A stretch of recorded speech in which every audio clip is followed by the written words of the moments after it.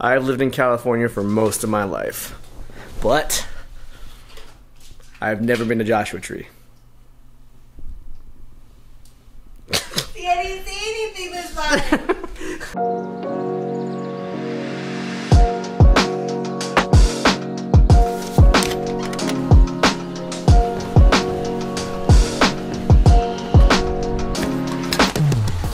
So I have to clarify that I've been to Joshua Tree, the town. I was there for one night at an Airbnb with my cousins. But I didn't actually go into the state park, the national park. State park? National park? National park? Joshua Tree National Park. Where the park, the place where all the trees are, the Joshua trees are at. I haven't actually been in there. So that's what I mean when I haven't been to Joshua Tree, which is what Joshua Tree is known for, which is the national park, right? Yep. Yeah, so that's where we're going. And we're leaving right now. Now.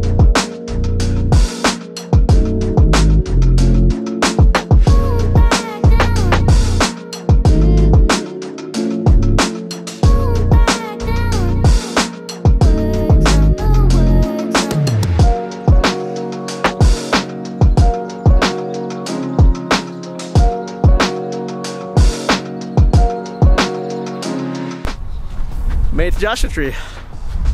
This is our first stop, the Hemingway. Had to stop here just because of the name. But didn't anticipate that it was gonna be freezing out of here. I'm not usually the guy that gets cold, but whew, little bit chilly.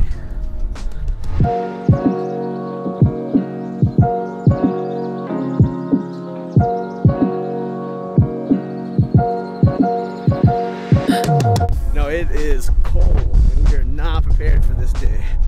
It's only like 50 degrees, maybe 48 degrees at the lowest, but the wind chill is killer.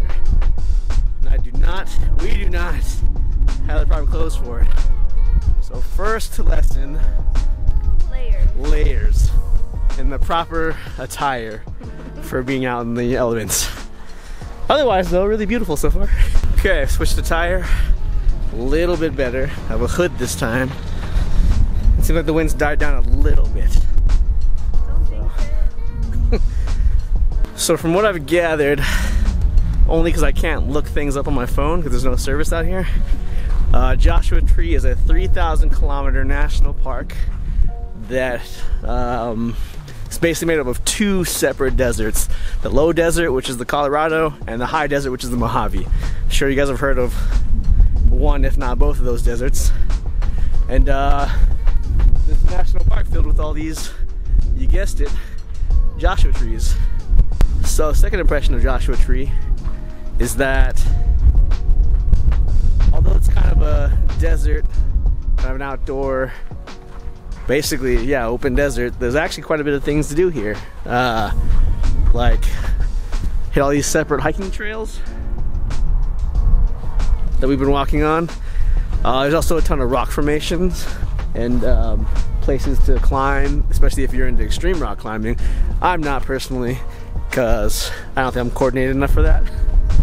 And also, we can't do it tonight because the cloud coverage, but I hear it's incredible for stargazing. There's no light pollution and not a lot of atmospheric pollution either. So being able to see the stars at night, I hear, is one of the great experiences of Joshua Tree. We won't be able to see it this time, but I am now an annual national park pass holder, so maybe I can come back and do a part 2 on that.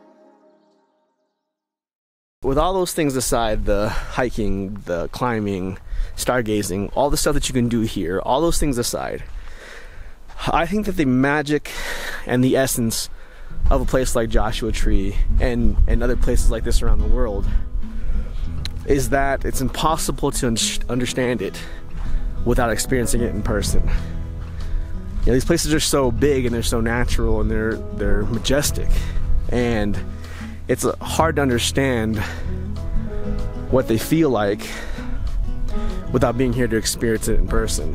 And I know I talked about how important it is to have experiences as a human being, and places like Joshua Tree remind me how small I am and how big the world is, and just how much more there is for me to experience of it. And basically, I can't wait. But yeah, anyway, I'm starting to get really cold. I think I'm gonna call it a day here and head back to civilization. But I know there's gonna be a part 2 of this Joshua Tree, and then there's gonna be more places like this that I'm gonna explore now that I have a national pass. So anyway, thanks for tuning in. I know it was short, but thanks for tuning in to this week's vlog. And that's it. See you guys next week.